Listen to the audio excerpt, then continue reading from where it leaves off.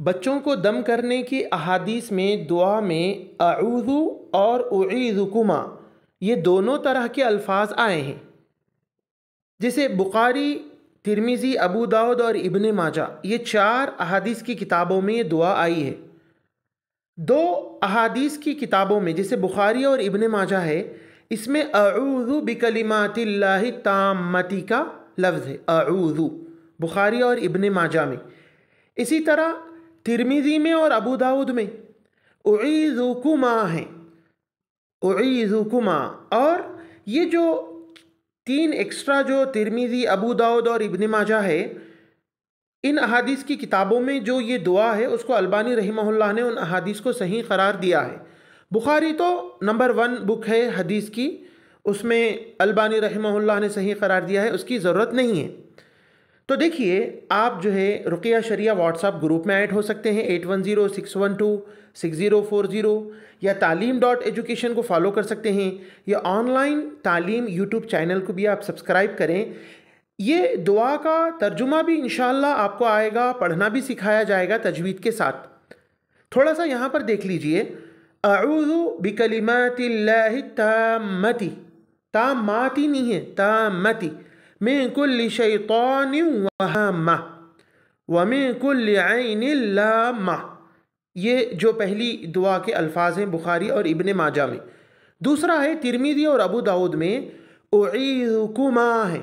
اللہ کے رسول صلی اللہ علیہ وسلم حسن اور حسین رضی اللہ عنہما کے لیے یہ پڑھتے تھے۔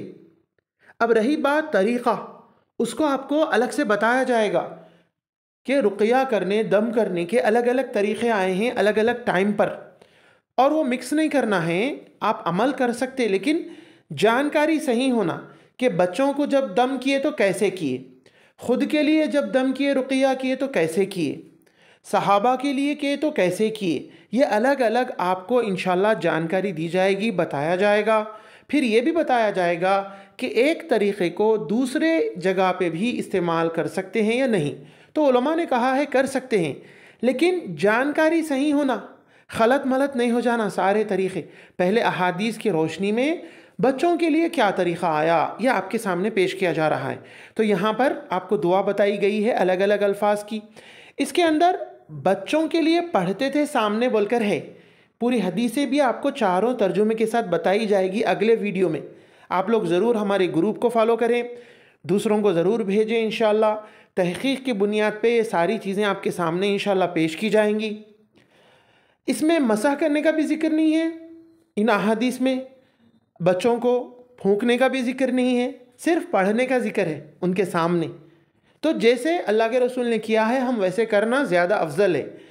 دوسرے جو طریقے ہیں مسح کرنے کے اور پھونکنے کے، اور پانی میں پھونک کر، پانی کے سامنے پڑھ کر اس سے جو ہے وہ استعمال کر سکتے ہیں، ساری چیزیں آپ کو الگ سے احادیث کی روشنی میں انشاءاللہ بتائی جائے گی۔ یہ 4 احادیث کو بھی اگلے ویڈیو میں پیش کیا جائے گا، اور ترجمہ بھی بتایا جائے گا، اور تجوید کے ساتھ پڑھنا سکھایا جائے گا، تاکہ گھر میں مائیں اور والدین اور بھائی بہن بھی چھوٹے بھائیوں کے لیے بھی انشاءاللہ پڑھ سکیں۔ آپ دوسروں کو ضرور بھیجیں۔ بارک اللہ فیکم۔